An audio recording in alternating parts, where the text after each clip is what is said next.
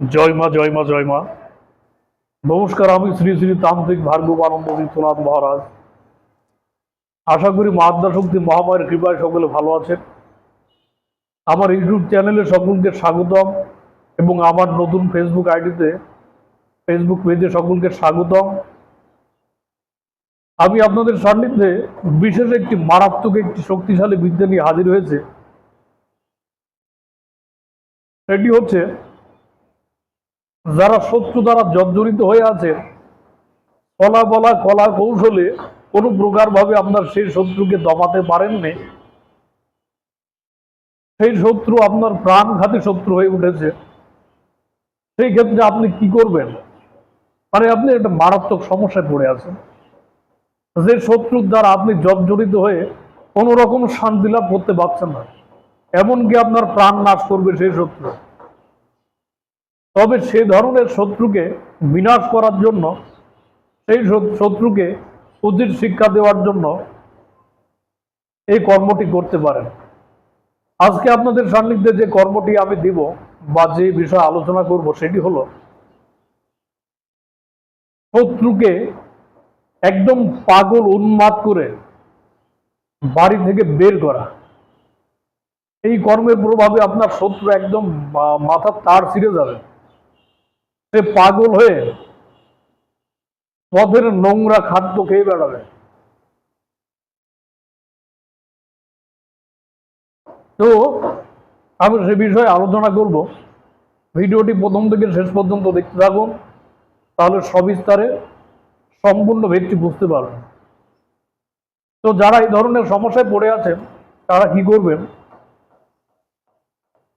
এই কর্মটি বাবা খুবই প্রভাবশালী এবং খুবই একটি মারাত্মক হাই র্যাঙ্কের একটি কর্ম।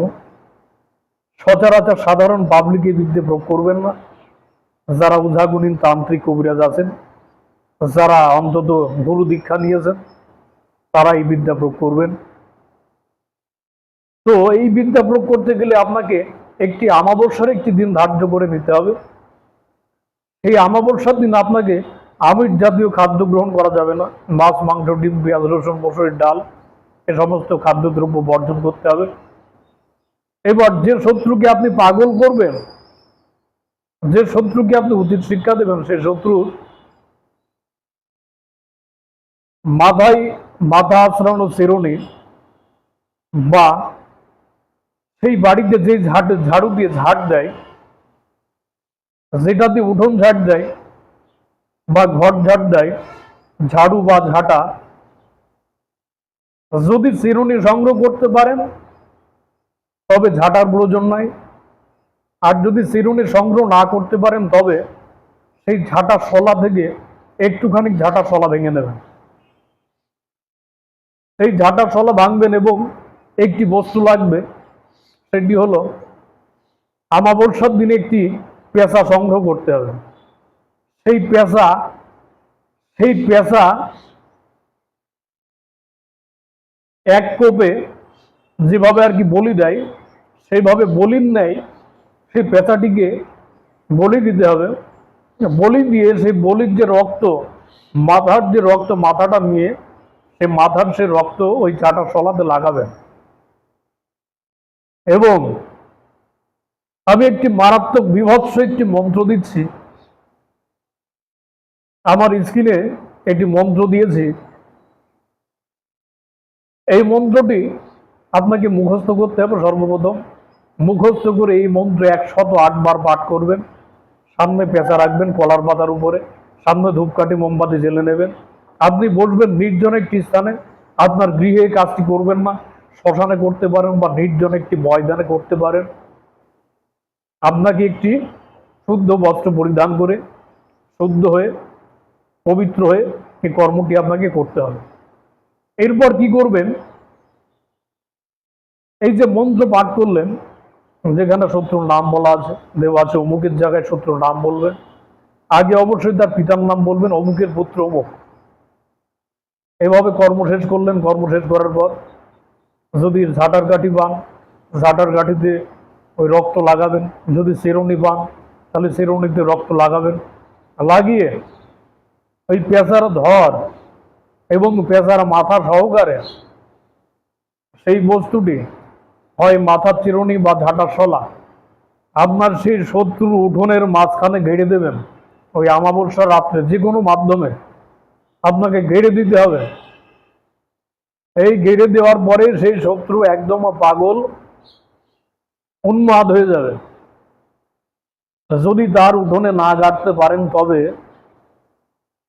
ময়লা একটি নর্দমা, যেখানে ময়লা ফেলা হয় বা পচা কাদা বা ট্রেনের ভিতরে আপনি এই বস্তুগুলো গেড়ে দেবেন। আপনার কাজ কমপ্লিট।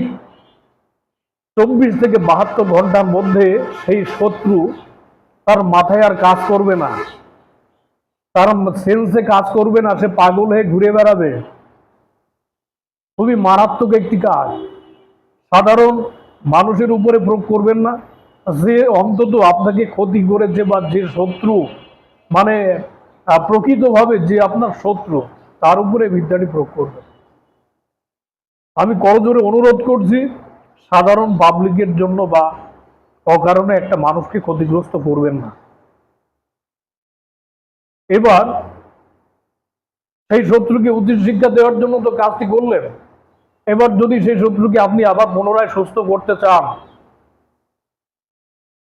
সেই শত্রুকে দেখা যাচ্ছে যে আপনি মাফ করে দিয়েছেন, সেই শত্রুকে আপনি পুনরায় আবার সুস্থ করবেন, তখন কি করবেন? যে বস্তুটি আপনি নর্দমায় পুঁতলেন বা উঠোনে পুঁতলেন, সেই বস্তুটি আবার তুলে ফেলবেন। তুলে ফেলে এটি মন্ত্র, আমার স্ক্রিনে দেখতে পাচ্ছেন কাটান মন্ত্র, এই মন্ত্র মুখস্থ করে 7 বার পাঠ করে গঙ্গা জল ছিটিয়ে এটি নদীতে, প্রবাহমান নদীতে ভাসিয়ে দিলে সে ব্যক্তি আবার ভালো হয়ে যাবে পুনরায়। সম্পূর্ণ নিয়ম কানুন ভেদ আপনাদের সান্নিধ্যে আমি দিয়ে দিলাম। যদি বুঝতে অসুবিধা হয় আমার স্ক্রিনে দেওয়া নাম্বারে ফোন করতে পারেন। যদি সময় থাকে অবশ্যই আমি ফোন ধরবো। সকলে ভালো থাকবেন, সুন্দর সুস্থভাবে জীবনযাপন করবেন। যদি মা বাঁচিয়ে রাখে আবারও নতুন কিছু নিয়ে আপনাদের সান্নিধ্যে হাজির হব। জয় মা জগতের কল্যাণ করবা।